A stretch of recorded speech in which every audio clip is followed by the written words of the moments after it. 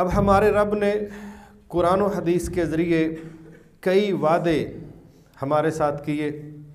ان وعدوں میں سے ایک وعدہ اللہ نے یہ کیا کہ اللہ ہی وہ ذات ہے جس نے محمد صلی اللہ علیہ وسلم کو سچا دین اسلام اور حق و ہدایت دے کے اس دنیا میں بطور رسول بھیجا ہے، لِيُظْهِرَهُ عَلَى الدِّينِ كُلِّهِ، تاکہ اللہ اس دین کو ساری دنیا کے دینوں پر غالب کر دے۔ وَكَفَى بِاللَّهِ شَهِيدًا، اور اللہ رب العزت اس غلبے میں بطور گواہ خود ہی کافی ہیں مومنوں کے اطمینان کے لیے۔ جب یہ بات رب نے کہہ دی ہے کہ یہ کام ہوگا تو بس ہوگا۔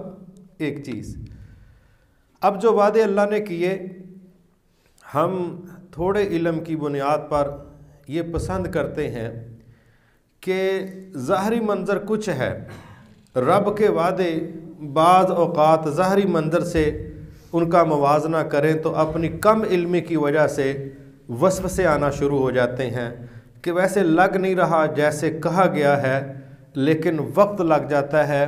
اور یہ حقیقت ہے کہ ہمیں ہماری تھوڑی معلومات کی بنیاد پر لگے یا نہ لگے، لیکن ہمارا ایمان اس بات پر ہمیں کھڑا کرتا ہے کہ جو اللہ نے کہہ دیا ہے انشاءاللہ وہ ہونا ہی ہونا ہے۔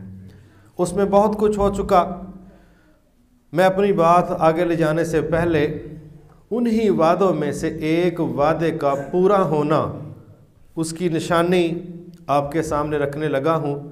گو کہ یہ ساری زندگی اللہ کے وعدوں کی تکمیل ہوتی رہتی ہے، لیکن ایک تازہ مثال سامنے رکھنے لگا ہوں تاکہ اللہ ہمارے ایمان میں اضافہ فرما دے۔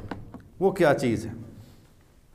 میں نے ایک دوسری آیت مبارکہ تلاوت کی ہے، اس میں اللہ تعالیٰ نے کفار کی محنتوں کوششوں کا تذکرہ کیا۔ فرمایا ان الذین کفروا، بے شک وہ لوگ جو کافر ہیں، ینفقون اموالہم، وہ اپنے اموال خرچ کرتے ہیں۔ اموال صرف مال نہیں، یہ اموال مال کی جمع ہے۔ وہ اپنے اموال خرچ کرتے ہیں۔ کیوں خرچ کرتے ہیں؟ لیصدوا عن سبیل اللہ، تاکہ ایسے حالات پیدا ہو جائیں کہ مسلمان اللہ کی راہ سے، اللہ کے طریقہ کار سے، اللہ کے دین سے پیچھے ہٹ جائیں، اس کو چھوڑ دیں۔ اب آگے اللہ تعالیٰ فرما رہے ہیں فَسَيُنْفِقُونَهَا، یہ کوئی انہوں نے ایک دفعہ کرنا ہے یا ایک دفعہ کر کے کیا وہ باز آ جائیں گے؟ نہیں، وہ تو بار بار یہ کوششیں کریں گے، لیکن تمہارے رب کا وعدہ ہے ثُمَّ تَكُونُ عَلَيْهِمْ حَسْرَةٌ، اللہ ان کے اموال کو برباد کر کے ضائع کر کے ان کے لیے باعث حسرت بنا دے گا، باعث افسوس بنا دے گا۔ ثُمَّ يُغْلَبُونَ، پھر اس سے اگلا مرحلہ کفار کی شکست کا ہوگا اور مسلمانوں تمہاری فتح کا ہوگا۔ ابھی یہ تقریباً 5 دن پہلے کی بات ہے، امریکہ کا بڑا ہی معتبر اخبار نیو یارک ٹائم، اس کے صفحات بھی 60 ہیں، سائز میں بھی بہت بڑا ہے، ویلیو کے لحاظ سے بھی دنیا میں مانا جاتا ہے۔ اس نے تقریباً 2000 صفحات پر مشتمل ایک دستاویزات کا بنڈل تیار کیا ہے، جس میں اس نے یہ ثابت کیا ہے کہ 18 سال ہو گئے تمام امریکی صدور، جن میں آپ کہہ لیں جونیئر بش ہے، اسی طرح اوباما ہے، اسی طرح یہ ڈونلڈ ٹرمپ ہے، یہ سارے کیا کرتے آئے ہیں 2002 سے لے کے اب تک؟ انہوں نے بھی ہمارے ساتھ جھوٹ بولے اور ہمارے جرنیلوں نے بھی ہمارے ساتھ جھوٹ بولے۔ افغانستان کے متعلق جو انہوں نے ہمیں سمجھایا اور بتایا تھا، اس میں سے کوئی ایک بھی کامیابی یہ لوگ حاصل نہیں کر سکے۔ پھر اس پر ایک اس نے ترتیب وار وضاحت بھی کی۔ ایک بات اس نے یہ سمجھائی کہ اب تک امریکہ کا صرف ایک محاذ پر جو خرچ آیا ہے وہ 2000 ارب ڈالر۔ کتنا خرچ آیا بھائی؟ کوئی بتائے گا یہ کتنا ہوتا ہے؟ ہم تو یہ لمبے چوڑے حساب کیلکولیٹر کے بغیر نہیں کر سکتے۔ پہلے وہ 2000 ہے، پھر وہ ارب ہے، پھر وہ ڈالر ہے، پھر ڈالر کی پاکستان میں قیمت ہے، اللہ ہی جانتا ہے وہ کتنے کے پیسے بنیں گے۔ بہرحال راؤنڈ اباؤٹ 2 خرب ڈالر۔ اب یہ بہت بڑی رقم ہے۔ پھر اس کی تفصیل انہوں نے بتائی کہ افغانستان میں جو ہم نے تعمیر و ترقی میں لوگوں کا دل جیتنے کے لیے خرچ کیا وہ 141 ارب ڈالر تھے، جو ہم نے فوجوں پر خرچ کیا اسلحے میں، خوراک میں، لباس میں، وہ 1500 ارب ڈالر تھا، اور جو 1500 ارب ڈالر کو لینے کے لیے ہم نے سود ادا کیا وہ 500 ارب ڈالر تھا۔ اس طرح 2000 ارب ڈالر وہ یہاں سے قرضے اٹھا کے سود پر اس جنگ میں جھونکا گیا۔ 2000 ارب ڈالر بھی گئے، ان کے بقول 2300 فوجیوں کی لاشیں بھی وصول کی، ہزاروں فوجی اپاہج ہوئے، زخمی ہوئے، معذور ہوئے، یہ ساری قربانیاں دے کے، یعنی 2500 لاشیں وصول کر کے اپنے فوجیوں کی، اور ہزاروں زخمی اور معذور وصول کر کے، ذہنی پاگل وصول کر کے، 2000 ارب ڈالر وہ خرچ کر کے، تو حالت کیا ہے؟ کوئی ایک پہاڑی بھی افغانستان میں ایسی نہیں ہے جس پر امریکہ اپنا جھنڈا گاڑ کے کہہ سکے لو جی یہ علاقہ تو ہم نے فتح کر لیا، باقی کی بات نہیں کر سکتے۔ پہلے دن سے لمبا وقت گزر گیا، 28 صوبوں پر وہاں کے مجاہدین کا کنٹرول ہی رہا ہے، محض 4 صوبوں پر ان کی گرفت رہی ہے۔ وہاں بھی کوئی جگہ ایسی نہیں تھی جہاں مجاہدین نے حملے کر کر کے ان کو ثابت نہیں کر دیا کہ تم کہیں بھی محفوظ نہیں۔ حتیٰ کہ یہ 10 دن پہلے امریکی صدر خود بغیر کسی کو بتائے مذاکرات جب معطل ہوئے، تو عجیب لوگ ہیں، پہلے خود ہی کہہ دیا جی انہوں نے حملہ کیا تھا تو ہم مذاکرات بند کرتے ہیں، تو ٹھیک ہے بند ہی رکھو، 4 دن نخرہ دکھاؤ، نہیں۔ پھر مذاکرات کو بحال کروانے کے لیے امریکی صدر 10-12 دن پہلے خود افغانستان آیا، نہ آنے کی خبر نہ جانے کی خبر۔ ایئرپورٹ پر جو ملاقات صدر عبدالغنی کے ساتھ ہوئی، وہ ملاقات کی خبر دے کے تو یہ ثابت کیا کہ سرکار تشریف لائے تھے، کسی کو بتایا تک نہیں ہے کہ کہیں مجاہدین کے قابو نہ آ جائیں، کیونکہ کوئی جگہ محفوظ نہیں ہے۔ یہ بات میں نے اس لیے بتائی ہے، 2300 فوجیوں کی لاشیں، ہزاروں لوگوں کا معذور ہونا فوجیوں کا، ہزاروں ارب ڈالر خرچانا، اور پھر بھی منتیں کرنا کہ کسی طرح بیٹھ کے ہمارے ساتھ بات کر لو، کیا یہ اللہ کے وعدے کے پورا ہونے کی دلیل ہے کہ نہیں ہے؟ اس میں کوئی شک و شبہ تو نہیں۔ تو ایک تو یہ بات ہے، یہ تازہ بات ہے، یہ میں نے اس لیے مینشن کی کہ جو ہمارے رب نے کہہ دیا انشاءاللہ وہ ہونا ہی ہونا ہے۔ دوسری چیز، یہ ہمارا پڑوس ہے، کیونکہ دنیا کو جن 3 ملکوں نے بڑا ہی ڈسٹرب کیا ہے ان میں ایک امریکہ ہے، ایک انڈیا ہے، ایک اسرائیل ہے۔ آپ کہیں گے موضوع خدمت خلق ہے، بات کوئی ہو رہی ہے، میں اس کو اٹیچ کر کے بتانے لگا ہوں کہ اصل میں بات ہم کس طرف لے کے کس طرح جانا چاہتے ہیں، کیونکہ دنیا کے اندر کفار نے یہ ثابت کرنے کی کوشش کی ہے کہ یہاں ہمارا دین غالب ہوگا، ہمارے رب نے ہمارے ساتھ وعدہ کیا کہ ہمارا دین غالب ہوگا۔ اب وہ اپنا دین غالب کرنے کے لیے قربانیاں بھی دیتے ہیں، گو کے طاغوت کے لیے جانے دیتے ہیں، وہ مال بھی خرچ کرتے ہیں، وہ خون بھی دے رہے ہیں، وہ دباؤ بھی ڈالتے ہیں، وہ لالچ بھی دیتے ہیں، وہ بلیک میل بھی کرتے ہیں، جو کچھ ان سے ہو پاتا ہے وہ کرتے ہیں اس نیت پر کہ دنیا میں وہی کچھ ہو جو ہم کہہ رہے ہیں۔ وہ لفظ بولتے ہیں نیو ورلڈ آرڈر کا کہ یہ اس دنیا کو پتہ ہی نہیں تھا جینا کیسے ہے مرنا کیسے ہے، ہم دنیا کو ڈکٹیشن دیں گے تم نے جینا کیسے اور مرنا کیسے ہے، چونکہ ورلڈ پر قبضہ ہمارا ہے تو آرڈر بھی ہمارا چلے گا۔ یہ ان کی ڈکٹیشن ہے، لیکن ان کے مقابلے میں ہمارا رب پہلے ہی کہہ چکا ہے کہ الا لہ الخلق والامر، لوگوں یاد رکھو یہ مخلوق اللہ کی ہے تو آرڈر بھی کس کا چلے گا؟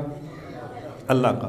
مگر اللہ کے جو نوکر ہیں، اللہ کے جو ورکر ہیں، اللہ کے جو غلام ہیں، وہ کام ہی نہ کریں، وہ کام ہی نہ کریں، وہ فارغ ہی نہ ہوں، ان کو ایک معاشی بت کی پوجا کرنے کے لیے دن رات نظر آ رہا ہو کہ جی ہمارے صحنوں میں، گھروں میں، دماغوں میں، خوابوں میں، دکانوں میں، نوکریوں میں، بزنس میں ایک بت ہے، اس کا نام معاشیات کی دیوی ہے، اس کی ہم نے پوجا کرنی ہے۔ صبح کیا، دوپہر کیا، شام کیا، دن کیا، رات کیا، سفر کیا، حجر کیا، بیماری کیا، تندرستی کیا، ہماری تعلیم اس کے لیے ہے، ہمارے کورس اس کے لیے ہیں، ہماری محنتیں اس کے لیے، ہمارے باہر کے سفر اس کے لیے ہیں۔ جب اس معاشی دیوی کی پوجا उम्मत मुसलमा बढ़ चढ़ के करेगी, और जो काम अल्लाह ने कहे हैं वो कहेगी मेरे पास इनके लिए वक्त नहीं है। तो कुफ़ार तो फिर वक्त दे रहे हैं, कुफ़ार तो फिर 15-15 हज़ार किलोमीटर का सफ़र करके हमारे मुल्कों को तोड़ने के लिए पहुंच रहे हैं। वो तो जाने भी दे रहे हैं, माल भी खर्च कर रहे हैं, वक्त भी दे रहे हैं। तो बात है बड़ी खरी सी और सीधी सी। मैं एक मिसाल दे के बात करता हूँ। एक तो अल्लाह ने फरमाया अल्लैसा लिल इंसान इल्ला मा सआ, बंदों के लिए वही कुछ है जिसकी वो कोशिश करेंगे। जिस बंदे ने जो कोशिश करनी है उसको उसका नतीजा मिल जाना है। वो अलग बात है कि मोमिनों को अल्लाह जन्नत में भी देगा, लेकिन कुफ़ार को दुनिया के अंदर अल्लाह फारग नहीं करेगा, दुनिया के अंदर उनकी कोशिशों का फ़ायदा बहरहाल दे देगा, ये उसके वादे। मिसाल मैं इसकी दूसरी ये दे रहा हूँ कि एक रासखुल अक़ीदा पक्के अक़ीदे का मोमन और एक काफिर, वो दोनों मोटरसाइकिल पर जा रहे हैं और मोटरसाइकिल गिर जाती है नहर में। काफिर को तैराकी आती है और मोमन को तैराकी नहीं आती, कौन बचेगा दोनों में से? क्यों जी? वेख लो गुनाहगार ना हो, सोच लो एवं किते काफिर दी मैच गल कर पवो रब दे घर च बैठे। हाँ जी, कौन बचेगा जी? मोमन कैसे बचेगा? तैराकी उसको आती कोई नहीं। ज़िंदगी मौत काफिर की भी अल्लाह के पास है, मोमन की भी अल्लाह के पास है, तो मोमन कैसे बचेगा? कोई दलील तो होनी चाहिए। हाँ जी, तवक्कल में भाई असूल है कि असबाब को इस्तेमाल करो। तवक्कल में असूल है कि असबाब को, वो कहते हैं तवक्कल इसको कहते हैं कि खंजर तेज़ रख अपना, फिर नतीजा उसकी तेज़ी का खुदा के हवाले कर। आपके पास खंजर भी ना हो, खंजर हो तो तेज़ भी ना हो, कोई तो चीज़ इस्तेमाल होनी चाहिए। खंजर भी नहीं है, बदर वालों ने छड़ी ही पकड़ ली थी, लेकिन तब पकड़ी थी जब तलवारें नहीं थी। एक बंदे के पास सब कुछ हो, क्या मोमिनों को अल्लाह ने तैराकी सीखने के लिए नहीं कहा? यह भी तो एक समझने वाली बात है कि वो सलाहियत जो अल्लाह ने सबको कहा है। रसूलुल्लाह सल्लल्लाहु अलैहि वसल्लम ने 4 गेम्स का तज़किरा किया, उनमें से एक तैराकी है।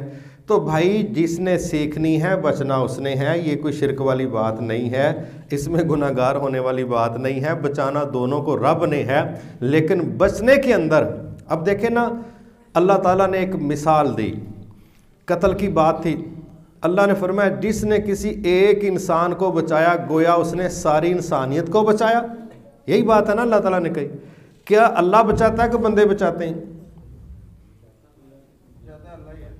लेकिन इस्तेमाल कौन होता है? बंदे। इंसान असबाब में से एक सबब बन गए। तो प्यारे भाइयों, दुनिया में फिरौनों की हुकूमत रही है, इसका इनकार नहीं। जालिमों की हुकूमतें रही हैं, कुफ़ार की रही हैं भी। तो इस चीज़ को मान लेना चाहिए कि जिसने दुनियादारी के लिहाज से भी मेहनत की उसको बहरहाल अल्लाह ने कुछ ना कुछ नतीजा ज़रूर देना है। ये नहीं है कि मोमिन मस्जिद के अंदर ही बैठा रहे और कहे कि बेफिक्र हो जाओ, जेड़ी मैं नमाज दुआ कर छड़िए ना, इन्हें उंजी लै दे जाना, 2-4 मुल्क ते इन्हें फंड के परा मारने ने। अगर ये इस तरह काम हो जाता तो इस कायनात का सबसे पहला घर अल्लाह का कौन सा है? खाना काबा है ना।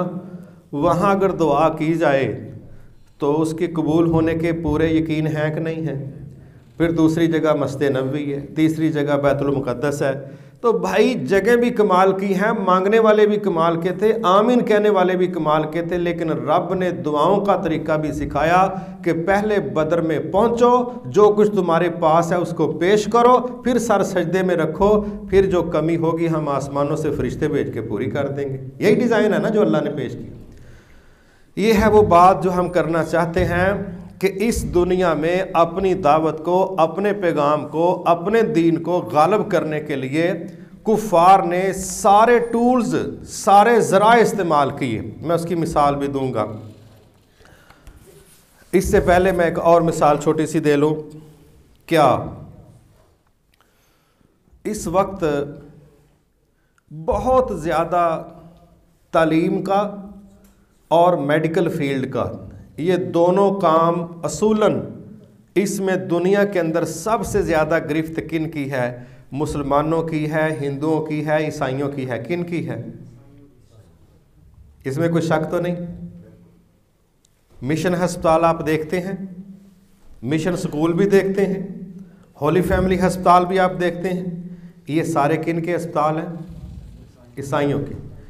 تعلیم کے میدان میں بھی انہوں نے بہت کام کیا، اور میڈیکل کی فیلڈ میں بھی انہوں نے بڑا ہی کام کیا، اور تیسرا کام تھا لڑنے لڑانے کا، بندے مارنے کا۔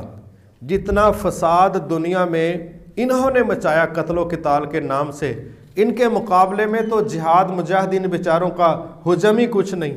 انہوں نے حکومتی سطح پر یہ کام کیے، انہوں نے جنگ عظیم اول دوم سوم میں جب وہ لوگ جمع کریں تو وہ کروڑ سے نیچے تو کوئی فگر نہیں بنتا کسی ایک جنگ کا۔ انہوں نے بندے بھی بڑے مارے، بہت بندے قتل کیے۔ میں کہتا ہوں تعلیم کے میدان میں بھی اپنی دعوت ہے، میڈیکل فیلڈ کے میدان میں بھی اپنی دعوت ہے، اور ہم جس کو جہاد کہتے ہیں اسلام کے نام پر، ہمارے مقابلے میں صلیبی جنگ، مقدس جنگ کے نام پر انہوں نے بھی بندے مارنے میں کوئی کمی نہیں کی۔ ہماری تو ساری جہادی تاریخ کو جمع کر لیں تب بھی ہمارا ان کی کسی ایک جنگ کا مقابلہ نہیں بنتا، لیکن بدنام دنیا میں کون ہے؟ صرف یہ 3 حملوں کی جگہ دیکھیں، 3 حملوں کی۔ عراق میں پہلا اٹیک کیا پچھلے بش نے، وہ جو بڑا تھا ان کا، پھر اس کے بعد بیٹا تھا اس کا جس کو جونیئر بش کہتے ہیں، اس میں 10 لاکھ کے قریب مسلمان شہید ہوئے۔ پھر دوبارہ اٹیک کیا گیا، پھر لاکھوں شہید ہوئے۔ افغانستان میں 2 اٹیک ہوئے، ایک روس کے دور کے اندر، اس میں 15 لاکھ کے قریب مسلمان شہید ہوئے۔ یہ جو دوسرا اٹیک ہوا جس میں 18 سال گزر گئے ہیں، اس میں بھی لاکھوں افغانی شہید ہوئے کہ نہیں ہوئے؟ اب آپ سوچ سکتے ہیں کہ صرف یہ 4 حملے 2-3 ملکوں کے، آپ ان کو سامنے رکھیں اور مسلمانوں کی پوری دنیا کے اندر لڑائیوں کو جمع کر لیں، ہم تو ان کے گٹے گٹے نہیں آتے۔ جتنا انہوں نے قتل کیا، ہمارا جائز تھا نجائز تھا، سب جمع کر کے ہم ان کے گٹے گٹے بھی نہیں آتے، جتنا نقصان دنیا میں انسانوں کا انہوں نے کیا۔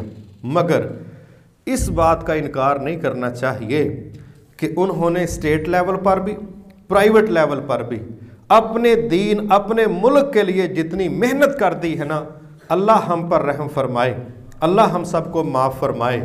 وہ کسی نے بات و تنزن کی تھی نا کہ بھئی رب ہے تو ہر جگہ پر، لیکن ہم نے پاکستان میں زیادہ ہی دیکھا ہے۔ تو پوچھنے والے نے کہا اس کی کوئی دلیل؟ کہتا ہے کہ بھئی سب سے نچلے درجے سے لے کے سب سے اوپر والے ذمہ دار تک سب اس کی جڑیں کھوکھلی کر رہے ہیں اور اس کو کھا رہے ہیں اور اس کو کاٹ رہے ہیں، پھر بھی یہ بچا ہوا ہے تو یہ اللہ کی نشانی نظر آ رہی ہے، باقی لوگوں نے کوئی کسر نہیں چھوڑی۔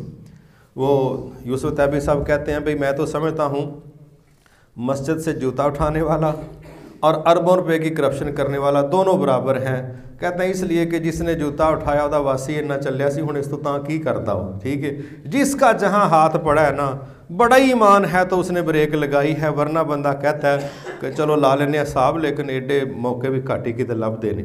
اس بیماری نے جتنا ملک کو کھوکھلا کیا، اب ہمارے اوپر اس وقت تقریباً پہلے تھا 39,000 ارب ہمارے اوپر یہ قرض تھا، اب پتہ چلا کہ وہ تقریباً 32,000 ارب رہ گیا۔ چلو جتنا بھی 7-8 جتنا بھی کم ہوا، مگر سوچ سکتے ہیں کہ یہ 32,000 ارب اگر زمینوں پر، سڑکوں پر، منصوبوں پر لگتا تو بات کہاں جاتی؟ یہ کہاں لگا؟ بڑا کچھ دنیا کو سمجھ آ رہا اور بڑا کچھ آنے والے وقتوں میں سمجھ آئے گا۔ تکلیف کی بات یہ ہے کہ نام پاکستان کا دنیا میں گندہ ہوا، لیکن استعمال کوئی اور کر گئے۔ اللہ تعالیٰ اس ملک کی حفاظت فرمائے، واللہ اس ملک کے ساتھ اللہ نے اپنی خصوصی رحمتوں محبتوں کا ہمیشہ ساتھ رکھا ہے، ورنہ یہاں بڑے بڑے فتنے آئے، بڑے بڑے تباہ کن فتنے آئے۔ تو اگر ہم چاہتے ہیں کہ دنیا میں اللہ کے نوکر ہونے کے ناطے، اللہ کے بندے اور غلام ہونے کے ناطے ہم اللہ کا کام کریں، ہم اللہ کے دین کو لے کے چلیں، تو پھر ہمیں کمپیریٹیولی دیکھنا ضرور چاہیے کہ کفار اس ملک کے مقابلے میں، اللہ کے دین کے مقابلے میں ان کی قربانی کا لیول کیا ہے، کیا لیول ہے ان کا، کتنا خرچ ہے ان کا، کتنی کارکنان ہیں ان کے۔ جب یہ دیکھیں گے پھر باتیں بڑی سمجھ آئیں گی۔ لیکن جو طریقہ رسول اللہ صلی اللہ علیہ وسلم نے سمجھایا تھا، جو طریقہ اللہ تعالیٰ نے سمجھایا تھا، اگر ہم چاہتے ہیں کہ اللہ کے وعدے جلدی پورے ہوں تو ٹائم فریم تو اللہ کے پاس ہے، لیکن ہمیں اتنی محنت کرنی چاہیے کہ ہمارا رب بھی ہم سے راضی ہو جائے اور ہمارا ضمیر بھی مطمئن ہو جائے۔ انشاءاللہ اللہ تعالیٰ فیصلے لکھنے والا ہے اور فیصلوں کو تبدیل کرنے والا بھی وہی ہے۔ ہم دعائے قنوت میں ایک جملہ پڑھتے ہیں، اِنَّکَ تَقْضِی وَلَا يُقْضَىٰ عَلَيْکَ، اللہ فیصلے آپ ہی کرتے ہیں، آپ کے اوپر کوئی دوسرا فیصلے کرنے والا نہیں ہے۔ پھر آگے ایک بات ہم کرتے ہیں، اِنَّهُ لَا يَذِلُّ مَن وَلَيْتَ وَلَا يَعِزُّ مَن عَادَيْتَ، یا اللہ جس سے تو پیار کرے اسے کوئی ذلیل نہیں کر سکتا اور جس سے تو دشمنی کرے اسے کوئی عزت نہیں دے سکتا۔ یہ ساری باتیں عقیدے کی اس لیے ہیں، ہم کام ہی وہ کریں کہ ہمارا رب ہم سے پیار کرے، انشاءاللہ پھر ہم ذلیل نہیں ہوں گے، نہ انفرادی سطح پر نہ اجتماعی سطح پر، اور اللہ انشاءاللہ ہم سب کو اپنے حفظ و امان میں رکھ لے۔